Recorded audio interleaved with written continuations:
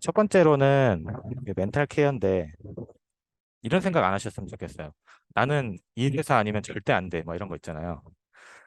이게 왜냐면 물론 절실하면 그만큼 더 열심히 해가지고 잘 될 확률이 높아지는 것도 물론 있는데 만약에 나 이 회사 아니면 절대 안 돼라고 했는데 만약에 떨어졌어. 그럼 멘탈 케어가 진짜 힘들거든요. 그거는 일부는 진짜 업계도 정말 다양하고 또 회사도 이제 기업 연구해 보시면 알겠지만 엄청 많거든요. 은행만 해도 메가뱅크 3개, 신탁은행도 4개에 그다음에 각종 지방은행도 있고 뭐 수많은 회사가 있기 때문에 그리고 이제 내가 아무리 준비를 잘해도 내가 엔트리 시트도 누가 봐도 딱 봤을 때 아, 이 친구는 어떤 사람이고 뭘 해왔고 어떤 걸 배웠는지 딱 보여. 면접에서도 진짜 간단 명료하게 잘 전달하고 커뮤니케이션 능력도 좋아. 그건 정말 자기가 잘 준비하면 해낼 수 있는 수준인데, 근데 그렇게 해서 나온 결과가 이제 그 사람과 그 회사의 사업이나 사풍이나 분위기랑 맞냐 안 맞냐가 결국 제일 중요한 거거든요. 그래서 내가 아무리 준비를 잘해도 나의 그것이 회사의 그것이랑 맞지 않으면 떨어질 수가 있어요. 그렇기 때문에 나는 예를 들면 예를 들면 뭐가 있을까? 뭐 사이게임즈 아니면 안 가. 뭐 이런 생각은 그렇게 안 하셨으면 바라는 게 그런 이유가 있기 때문에 말씀을 드리는 거고. 그다음에 두 번째 이제 스케줄 관리인데 이게 제 왼쪽에 보시는 게 제가 엑셀 시트로 스케줄을 만들어 놨던 거거든요. 제가 보면은 뭐 업계 적고 회사 적고 ESC 매킬이랑 그다음에 이제 엔트리 이제 뭐 가끔씩 요즘에 리크루트 면담이라고 해가지고 뭐 이런 게 있는 회사들이 있어요. 1차 면접, 2차 면접, 최종 면접 내정 해가지고 각자 이제 그 흐름이 지금 어떻게 돼가고 있는지 딱 한눈에 볼 수 있게 현황판을 만들어 놓은 건데 지금 보시면은 이게 노란색 칠해놓은 게 통과한 거고 검정색이 탈락한 건데 완전 검었잖아요. 그렇다 보니까 그만큼 멘탈 케어가 중요하다라는 거고 아까 말씀드렸듯이 3월 1일부터 취할 해금이 시작돼서 이제 막締め切리가 엄청 쇄도합니다. 그렇기 때문에 내가 어떤 회사 최소 이 20개 저 같은 경우는 15개 회사를 엔트리를 했는데 사실은 20개 정도 이상은 해야 된다고 저는 생각을 하고 그래서 한 회사에 적어도 하루에 2시간, 3일 정도는 투자를 해야 된다. 예를 들면 이제 엔트리 시트를 쓴다라고 했을 때 첫날에는 이제 자기 마음대로 씁니다.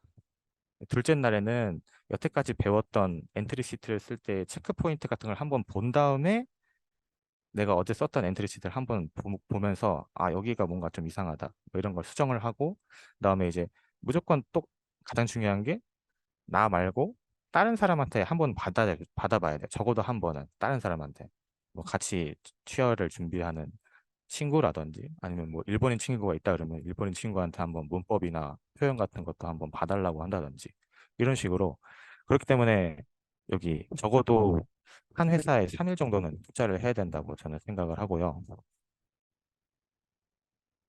그다음에 이제 엔트리 시트의 작성 방법인데 요거 같은 경우에는 그 미츠 스미터모 해상이라는 보험회사에 그 사원 자담회를 갔을 때 받았던 자료인데요. 사실 이거는 뭐 구글링 조금만 해보셔도 어디서든 다 나오는 내용이기 때문에 어, 다 아는 내용이라고 생각을 하는데 이게 아는 거랑 엔트리 시트를 쓸 때 그걸 적용을 하는 거랑은 또 다른 차원의 문제거든요. 그래서 아까 말씀드렸듯이 처음에는 일단 자기 방식대로 한번 쫙 쓰고 체크리스트를 뭐 노트에다 적던가 아니면 뭐 워드 파일에다가 적어 놓은 다음에 그걸 보면서 비교를 하는 거죠. 이거 제대로 했나? 이거 했나? 체크, 체크, 체크, 체크 이런 식으로. 그런 식으로 이제 엔트리 시트를 작성을 하시면 보다 읽기 쉽고 명확한 엔트리 시트가 만들어질 거라고 생각을 하고요. 이거 자료 같은 경우에는 제가 오늘 발표 마지막에 그 제 이메일 적어 놓을 거니까 혹시라도 그거 갖고 싶은 분들은 연락 주시면 보내드릴게요. 다음에 이제 면접 대책인데 요즘에 그 일본 회사들도 이제 인재 선발에 있어서 이제 힘을 쏟으면서 회사별로 이게 좀 특이한 선고 과정에 있는 회사들이 있어요. 예를 들면은 여기 왼쪽 위에 같은 경우에는 금융권인데 뭐 미쓰비시 UFJ 은행이나 베이스미투머신탁은행 같은 금융권 같은 경우에는 요즘에 면접이라고 안 하고 면담이라 그럽니다. 사실상 면접을 가장 한 면담인데 그래서 이제 면담이기 때문에 뭐 1차 면접, 2차 면접, 최종 면접 이런 식이 아니고 그 학생에 따라서 아, 이 친구는 얘기해 보니까 우리 회사랑 딱 맞아. 그러면 뭐 3회 말에도 끝납니다. 근데 이 친구는 아 조금 뭔가 좀 더 알 필요가 있어. 그러면은 제가 이건 유튜브에서 본 건데 여기 SMBC 은행 같은 경우에 최대 15회까지 면담을 받은 다음에 내정을 받은 사람도 있다고 하더라고요. 그렇기 때문에 금융권 같은 경우에는 그만큼 뭐랄까 커뮤니케이션 능력 같은 걸 중요시 한다고 보시면 될 것 같고 저 같은 경우에도 저 같은 경우에는 6번 면담이 6회까지 있었는데 마지막 면담 때 사실 그 회사 본사에서 봤는데 최종 면접이라고 명확히 얘기는 안 해줘요. 그냥 다음 면담은 언제입니다.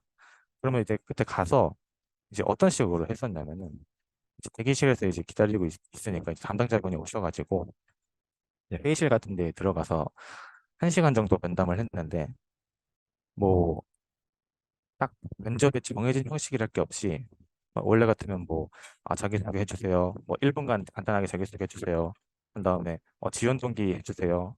그다음에 뭐 학생 시절에 열심히 한 거 뭡니까? 뭐 이런 식으로 정해져 있는 형식이 아니고 딱 들어가서 그날이 비가 오는 날이었는데 아 오늘 하루 종일 비가 오네요. 뭐 오늘 힘들지 않으셨어요? 막 이렇게 딱 말씀을 하시는 거예요. 그래서 뭐 그래 이제 그렇게 사이타마 살아가지고 그렇게 멀지 않아. 아 사이타마 사는구나. 사이타마 어디 살아? 그러면 사이타마 어디 산다 그러고 그 사이타마 지금 요즘 일본 생활은 어때요? 하니까 교환학생을 와가지고 교환학생 왔구나. 그러면 어느 대학교에 교환학생 왔어? 이런 식으로 해가지고 왜 교환학생 왔어? 일본 취업하려고? 그럼 일본 취업 생각한 이유는 뭐야? 이런 식으로 이제 자연스럽게 뭔가 잡담 형식이랄까? 그런 형식으로 이제 하는 경우가 요즘에 금융권에서 많은 고 그래서 이제 면접이라기보단 면담이라는 단어를 쓰고 있고요.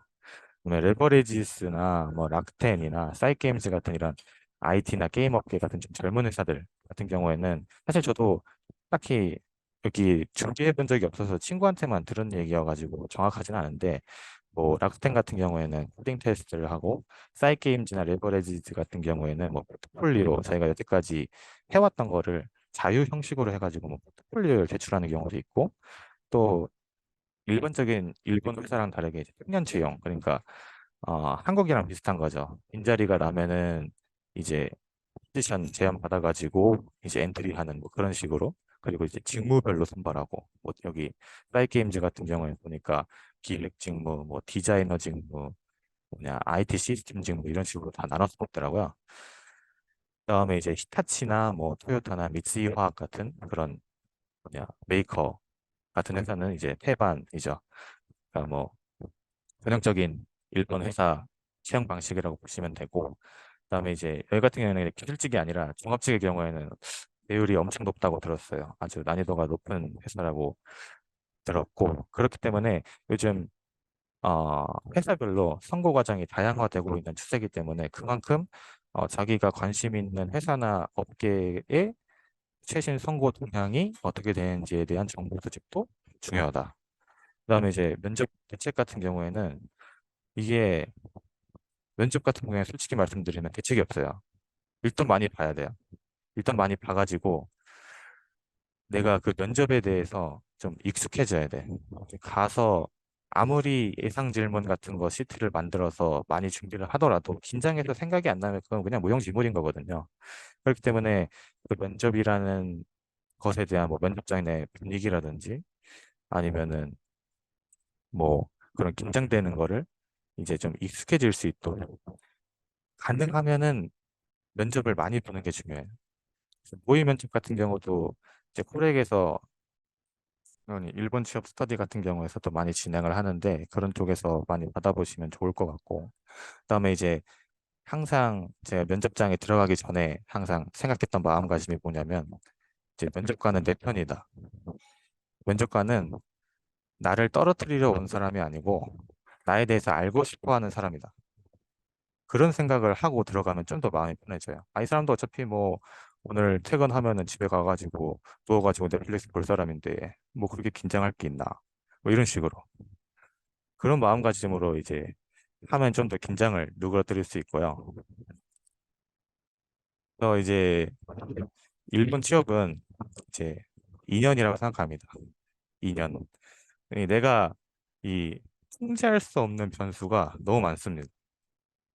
뭐 솔직히 말해서 이제 면접관 같은 경우도 내가 보는 날, 내가 보는 시각에 그 인사팀의 여러 사람들 중에 어떤 사람이 나올지 모르는 거고 근데 면접이라는 것도 결국 인상이 좋은 사람, 말이 통하는 사람 뽑는 거기 때문에 나랑 면접관의 그 뭐냐 가치관이라든지 이런 게 맞지 않으면 안 될 수가 있어요. 뭐 당장 면접 순번 같은 경우에도 제가 정할 수가 없잖아요. 뭐 면접 같은 경우에 제가 첫 번째요. 첫 번째면 면접관님도 출근한 지 얼마 안 돼 쌩쌩해가지고 질문 엄청 하실 거 아니에요. 근데 이제 뭐 면접이 마지막이야. 근데 마지막이면 아 이제 빨리 퇴근하고 싶은데 이런 생각으로 하니까 이제 뭐 대충 볼 수도 있는 거고. 이렇기 때문에 자기가 이 어찌할 수 없는 건 어찌할 수 없는 거잖아요. 어찌할 수 없는 것 때문에 실패한 거는 자기 탓이 아니거든요. 그렇기 때문에 막 내가 진짜 가고 싶던 기업이 떨어졌더라도 냉철하게 아 내가 엔트리 시트 봤는데 아 정말 잘 썼고 다른 사람은 첨삭도 받아가지고 뭐 일치 스터디 쌤한테도 뭐 칭찬받았어. 면접 때도 잘 얘기한 것 같은데 뭔가 떨어졌다.